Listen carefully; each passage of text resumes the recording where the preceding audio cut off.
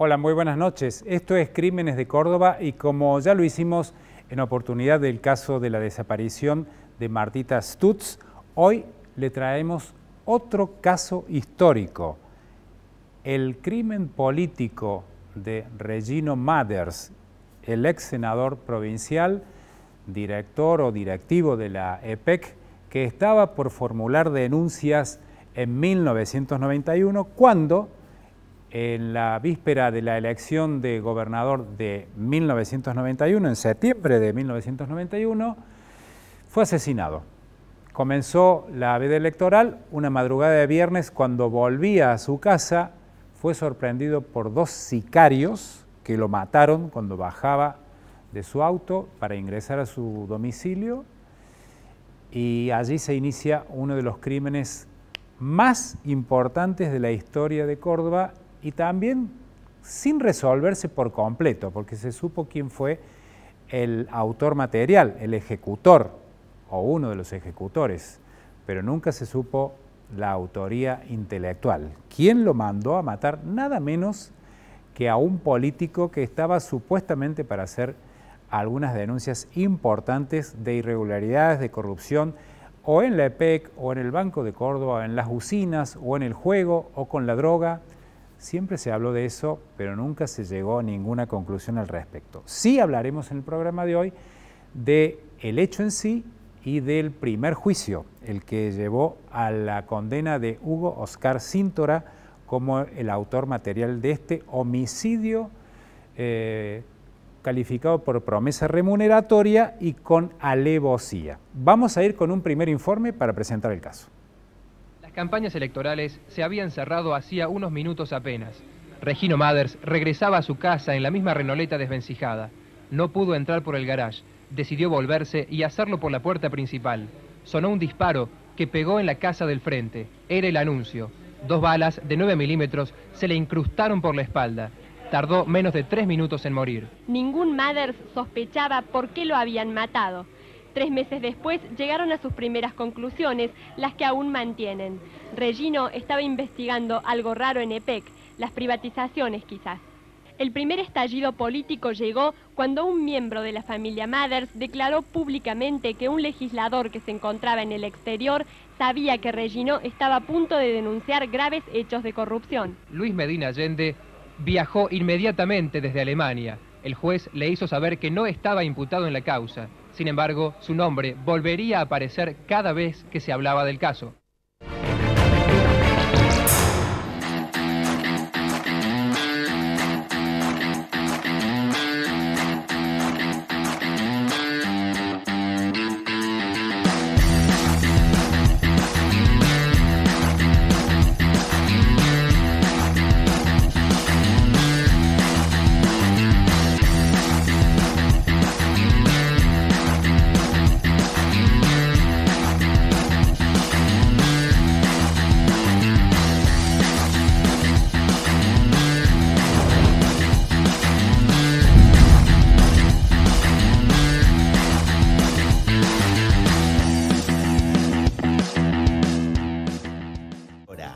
El Defensor del Pueblo atiende de manera presencial en la sede de Anfunes 352, de lunes a viernes de 8 a 18 horas y de manera virtual, por WhatsApp, también por teléfono, por mail y a través de su página web. Para más información, ingresa a www.defensorcordoba.org.ar y redes sociales. Mario de Cara, Defensor del Pueblo de la provincia de Córdoba. Estudio Jurídico Arias, abogados, agentes de la propiedad industrial, patentes y marcas. De Allende, Gianotti, Aguirre Mosquera y Longobardi, abogados especialistas en Derecho Penal Económico. A la hora de defender sus derechos, elija un profesional de confianza y avalada trayectoria. Juan Fernández Salé, 30 años en la defensa penal. Este programa cuenta con el auspicio de la Asociación de Magistrados y Funcionarios Judiciales de la provincia de Córdoba. Estudio Ortiz Pellegrini y Asociados. Derecho Penal, Penal Económico, Asuntos Administrativos, Constitucionales, Civiles y Comerciales, Contenciosos Administrativos y de Familia. Alasia es noticia, un resumen indispensable con lo que tenés que saber al iniciar el día. Alasia es noticia, periodismo para la gente, por Continental, gente de radio.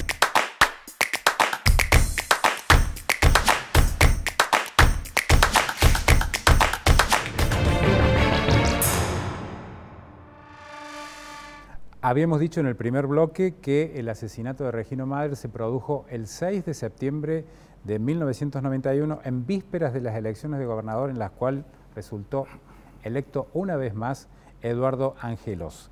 Regino Maders murió, se inició una investigación a cargo del juez Johnson con muchas dificultades, con muchos problemas, con muchas disputas con el gobierno. El juez luego abandonó la causa por esas dificultades, particularmente con la policía. Luego fue candidato a gobernador en contra de Ramón Mestre. Fueron sucediéndose 3 jueces de instrucción y finalmente pasó el fiscal Villalba a lo largo de 10 años, y fiscal Villalba luego fue asistido en la dirección por Marcelo Novillo Corbalán, que fue el fiscal de juicio. Hoy está sentado aquí con nosotros. ¿Qué tal, doctor? ¿Cómo estás? ¿Cómo está, Francisco? Bien. Gracias por la invitación, es un gusto. Bueno, muchísimas gracias por venir. Comencemos a hablar de lo que recibieron ustedes, digamos, ¿no? De sí. Cómo fue el hecho, cómo fueron clarificándolo para una investigación que estaba bastante errática, si se quiere, con muy pocas precisiones, ¿no es cierto? Sí, nosotros efectivamente recibimos la causa 10 años después del hecho, un poco más, porque antes estuvieron los 3 jueces investigando, con muchos problemas, especialmente Johnson, que le embarraron bastante la cancha, diríamos así, con prueba testimonial muy dubitativa y malintencionada. Y después pasó al doctor Iglesias, después al doctor Sarmiento, se estancó un poco la causa, hubo una redistribución, una reforma judicial, los procesos que eran investigados por los jueces pasaron a las fiscalías, y allí el doctor Villalba, Luis, compañero en la causa y que ha fallecido hace unos años, sí. Luis, bueno, le cae este proceso. La Fiscalía General me designa para que yo lo dirija, y bueno, y comenzamos. Lo primero era estudiar 20 cuerpos de actuación que había, en los que no había nada concreto, salvo cómo había sido el hecho. Es lo único, las cuestiones científicas, técnicas de los disparos, 2 disparos calibre 9 milímetros que ingresaron por la espalda de Maders, atravesaron el cuerpo, salieron uno por la axila derecha, otro por la axila izquierda, un proyectil quedó incrustado en la puerta de ingreso, el otro en el piso, se secuestra, y eso va a ser un elemento fundamental en la causa para llegar a la persona de Cintura que fue condenado. ¿Y cómo llegan a él? Porque, bueno, es el único que se individualizó, claro, y se logró llevar a juicio. Sí. Cuando comencé a leer el expediente veo que había varias manifestaciones de testigos que decían que él espontáneamente, voluntariamente, había confesado que había sido el autor del hecho. Y estas confesiones las había hecho a detenidos, porque él, después del hecho de Maders, cae detenido por una causa de robo a la cárcel de causados. Está unos días allí, y allí le comenta a 2 o 3. Se va de boca, como quien dice. Sí, sí. No sé si papel de carteludo, como llaman. Después sale en libertad, y en el vecindario vuelve a mencionar esto los vecinos, de que él lo había matado a Maders. Si bien el Tribunal Superior esas declaraciones que son espontáneas, que son voluntarias, le da valor, porque no es declaración no es imputado. Consideramos que no era suficiente para imputar a Cintura por esas manifestaciones. Pero ¿qué pasa? Que la prueba que vamos a recibir después nos va a determinar que esa confesión está corroborada por la prueba que vamos a ir recibiendo. ¿Qué son las armas particularmente? El tema del arma. El tema del arma. Johnson había ordenado, había dispuesto que en todos los hechos en donde intervinieran, se secuestraran pistolas calibre 9 milímetros o 11.25, fueran peritadas en la Policía Judicial, cotejando con los 2 proyectiles calibre 9 milímetros, para ver si alguna de esas armas pudo haber sido utilizada. Un perito de la Policía Judicial declaró como testigo diciendo que se peritaron más de 100 armas y que nunca dio resultado positivo ninguna. Y el arma justamente que fue secuestrada aquí y que fue peritada y que arrojó ese resultado positivo de correspondencia, esa no la había peritado él. Lo cierto es que con el doctor Villalba vemos que había 10 armas secuestradas que no habían sido peritadas. Y ordenamos una pericia balística con personal de Gendarmería Nacional, que en ese momento acaban de hacer 2 o 3 pericias en la justicia provincial que eran muy buenas, y la capacidad, nos demostraron que tenían mucha capacidad. Entonces, peritamos, y salta como resultado de que un arma de esa, que era una pistola calibre 9 milímetros, que estaba pintada de negro, que tenía la numeración limada, y la correspondencia con los 2 proyectiles en forma total y cierta. La correspondencia de las huellas que dejan los proyectiles en el cañón del arma son como las huellas digitales, que no hay dos personas. No hay 2 surcos iguales exactamente, en el cañón. O sea, era esa o esa. Entonces, a partir de allí entramos a investigar el origen del arma, porque se ordena otra pericia que se llama revenido químico, que es para llegar a determinar el número original del arma. Y se determina la numeración original. Y se determina que esa arma había sido asignada al servicio penitenciario y de allí a un policía a quien le fuera secuestrado en el año 90, o sea, un año antes del hecho de Maders, por un hecho delictivo, creo que lesiones graves. Se secuestran 2 armas a 2 policías que quedan guardadas, depositadas en una seccional. Y a partir de allí desaparecen. Y ahí, como en el caso Corradín y tantos otros casos, de las comisarias salen exactamente las armas. Y el que estaba a cargo del depósito de armas era un íntimo amigo de Cíntora, que formaba parte con él de una banda que asaltaban a mano armada. Después eso se fue determinando. Pero no es la prueba más sustancial. A ver. Sino que hacemos una historia, investigamos la historia del arma, hasta que detectamos que en el año 2000, casi 10 años después del hecho, esa pistola fue secuestrada a 2 menores que iban en una moto y que acababan de cometer un hecho.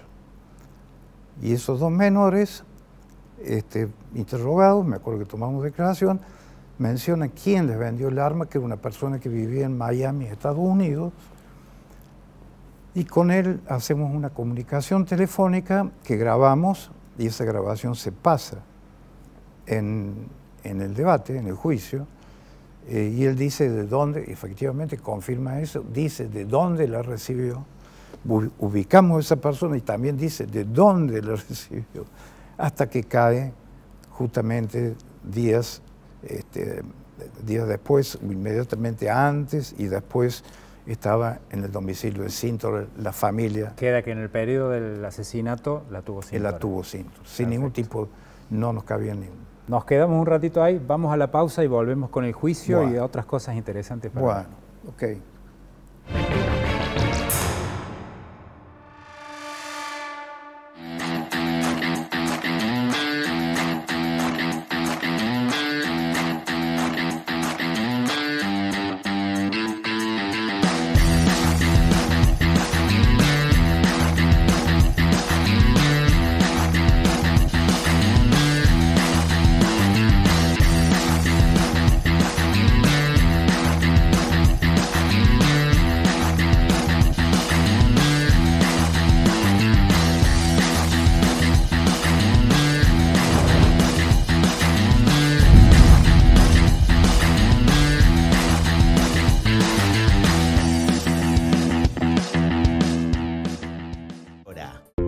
Defensor del Pueblo atiende de manera presencial en la sede de Anfunes 352, de lunes a viernes de 8 a 18 horas y de manera virtual, por WhatsApp, también por teléfono, por mail y a través de su página web. Para más información, ingresa a www.defensorcordoba.org.ar y redes sociales. Mario de Cara, Defensor del Pueblo de la provincia de Córdoba.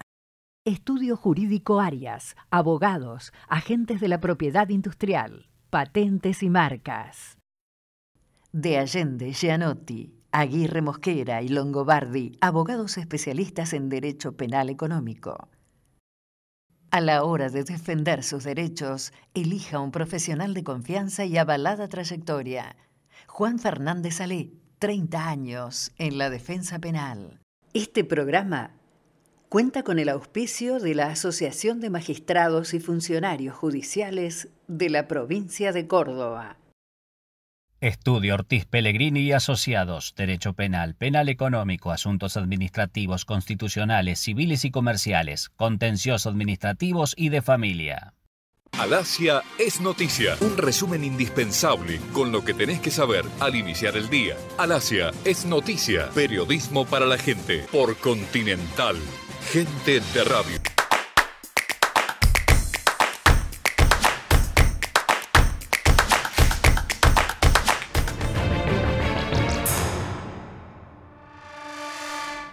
Continuamos con el análisis del crimen de Regino Mathers, nada más ni nada menos que con quien investigó y con quien llevó la causa a juicio el fiscal Marcelo Novillo Corbalán. Gracias, Francisco. ¿Qué más prueba interesante hay para detallar de aquel juicio? Bien, porque ahí no termina toda la historia. Se demostró también que había habido reuniones previas preparando este homicidio. Y en esas reuniones previas había intervenido Cintura, conjuntamente con otra persona que es la que, es decir, lleva a la mesa, diríamos así, el caso. Y lógicamente que hay arriba de esa persona, una persona que está prometiendo el dinero, $50.000 en aquel momento. Y esa persona que lleva la propuesta también está individualizada, sin ningún tipo de dudas, como que tuvo algún grado de participación.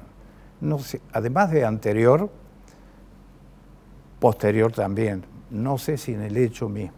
No sé si en el hecho mismo. No lo pudimos determinar. Esas reuniones se llevan a cabo en una agencia de investigación, se llevan a cabo en bares de la ciudad y está totalmente demostrado con certeza que interviene Cintura en esas reuniones. Y la otra prueba fundamental es que después del hecho, un mes después aproximadamente, hay una reunión también, pero en Catamarca, en un bar que está en el terminal de Catamarca, y hay un testigo que es primo de Regino Mathers, que casualmente se llama Regino Mathers. Las casualidades. Que escucha una conversación que dicen: a usted les va a pasar lo mismo que a Mathers si no me pagan todo. Entonces, cuando él escucha eso, nombre, paró los oídos allí, y bueno, y ahí cuando ve que le entregan dinero, aparentemente era parte en dólares y parte en pesos, y sale en un vehículo que lo describe. Después, se va inmediatamente a la casa de un juez de instrucción de Catamarca, que después vino a declarar Córdoba excelente, y ratifica el testimonio de Mathers. Y después practicamos, como esa persona que recibió el dinero falleció, un reconocimiento fotográfico con otras fotografías de personas de similares características, como dice la ley, con notificación a las partes, con la presencia de los defensores, y este testigo, primo de Regino Mathers, lo individualiza. ¿Se puede saber quién era esa persona? Yo prefiero mantener, no decirlo, porque primero que está muerto. Era el otro que estaba individualizado, ¿no? Sí, el que participaba en las reuniones previas. No pudimos determinar que haya estado en el hecho mismo, pero que estuvo en las reuniones previas y Y esta otra parte de que cobra el dinero, directamente se le paga a él. Claro. Yo prefiero no mencionar. ¿No era la persona que estaba en Miami también que había vendido el arma? Tampoco. No, porque en Miami no tuvo nada que ver. Este hombre le pasó el arma, los chicos le vendieron el arma a él, después, no, perdón, él le vendió el arma a los chicos. Y después él la había recibido de otro. ¿Y para el juicio ya estaba fallecida esta persona? Sí, sí. Cuando nosotros recibimos la causa ya había fallecido, no teníamos cómo imputar, no teníamos, pero demostramos esos dos pasos, anteriores y posteriores. O sea que en el juicio se determinó absolutamente que Síntora era el responsable. Sí, totalmente. Vamos a escuchar brevemente la sentencia que le cupo de prisión, le dieron... Reclusión perpetua. Reclusión perpetua. Que es lo mismo que prisión perpetua de acuerdo a la Corte. Con otro tratamiento. Eran las 17:35, cuando la Cámara Primera del Crimen inició la lectura de la sentencia para Hugo Oscar Síntora, único acusado por el crimen de Regino Mathers. Por unanimidad resuelve. Primero, declarar a Oscar Hugo Síntora, ya afiliado, coautor penalmente responsable del delito de homicidio doblemente calificado por alevosía y por precio o promesa remuneratoria, y en consecuencia imponerle la pena de reclusión perpetua adicionales de ley y costa. ¿Es el final o esto recién empieza? No, recién empieza. Recién empieza. Después de este fallo, ¿cree que ya toma fuerza la presión de los fiscales con respecto al autor intelectual? Sí. ¿Está más cerca de la verdad? Sí. Creería que sí. Que esto puede ya acercar la situación a Medina Allende. ¿Este fallo le puede complicar la situación? Estamos a un paso nada más, o sea, estamos cerca. ¿A un paso para vos es que Medina Allende sea condenado o que aparezcan los otros responsables? De que, bueno, lo que pasa es que lo de Medina Allende es la continuación de esto. Todavía falta mucha gente más todavía. La condena entonces a Hugo Oscar Síntora, ex policía, condenado por un homicidio, un asesinato por encargo. Totalmente. ¿No? Y su defensa... No, quería agregar el tema de la alevosía también, porque es una cuestión muy importante, porque los dos disparos que lo matan, cualquiera de los dos lo hubiese matado, fueron por la espalda y a centímetros del cuerpo. O sea, quien apareció de golpe fue un homicidio realmente alevoso, porque él no se pudo defender, no tenía ninguna posibilidad de defensa, y quien mató no asumió ningún riesgo. Claro. O sea, fue un asesinato totalmente alevoso, ¿no? Fundamentalmente alevoso. Síntora, yo he visto que él hizo 4 declaraciones en el proceso, en la parte instructoria y también en la parte del debate, en las cuales, por supuesto que negaba el hecho, pero dio posturas defensivas distintas, diferentes, y que la prueba concretamente la desvirtuaba. O sea, dijo cosas que tratando de justificar por qué el arma, por ejemplo, la tenía, tratando de justificar la detención de un hijo y que Johnson lo tenía como comisionado, que él nunca podía ser autor de un hecho cuando había sido comisionado. Pero lo que pasa es que hubo tantos comisionados en esa investigación. Tantas interferencias en la causa que hasta podía estar el propio asesino investigando. Pero lógicamente, ese era el problema. Y fueron todos, buscaban dinero, algunos, otros que las condenas que tenían fueran... los presos que declaraban para beneficiarse. Acordémonos que hubo un juez que ordenó allanamiento en la autopista porque había un preso que había dicho que el arma estaba ahí en la autopista Carlos Paz. No sé si te acordás, pero todas las máquinas de la municipalidad, todas las máquinas trabajando, buscando el arma. Y ese tipo tenía una condena a prisión perpetua. Yo pedí también que se pasen los antecedentes por falsos testimonios a varios de esos testigos. Entonces, que mandaran a la fiscalía. Y también por un hecho de estafa que había sido víctima Angelos, que le sacaron $10.000 de su bolsillo para hacer aparecer el arma, y declaró Angelos esto en el proceso, en el juicio, y declararon ministros. Sí. Hasta a él le sacaron plata. Bueno, nos podríamos quedar charlando 2 o 3 programas más, pero lamentablemente se nos va la media hora de tiempo. Marcelo Novillo Corbalán, encantadísimo de tu presencia aquí. Te vamos a volver a convocar para otra oportunidad seguramente. Ningún problema, es un gusto estar con ustedes, con vos especialmente. Bueno. Muy bien. Muchas gracias. Tantos años en tribunales, ¿no? Sí, sí, nos conocemos. Se extraña, se extraña. Sí, 8 años jubilado. Bueno, felicitaciones, disfrutando de ese jubileo. Gracias. Bueno, gracias, Marcelo. Gracias a vos. Bueno, de este modo damos final al primer programa de este crimen político, el asesinato de Regino Mathers. Nos vemos el martes que viene con la segunda parte. Muchísimas gracias.